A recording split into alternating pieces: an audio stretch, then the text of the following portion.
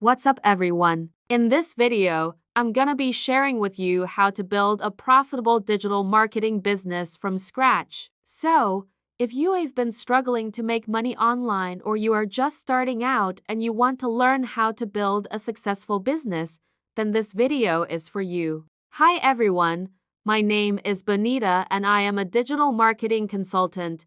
And this video I'm going to talk to you about how to build a profitable online business. Over the past few years, I have started and run multiple successful digital marketing businesses, and I have learned a lot of valuable lessons along the way. In this video, I am going to be sharing with you the 3 most important things that I wish I knew when I first started out. So, the first thing that you need to understand is that digital marketing is all about one thing: helping businesses grow. If you can help businesses grow, then you can charge them money for it. So, the first step is to identify a pain point that you can help them with. The second thing that you need to understand is that you need to build a strong foundation. This means that you need to learn the basics of digital marketing and make sure that you are always staying up to date with the latest trends. And finally, the third thing that you need to do is to get clients. You can do this by networking,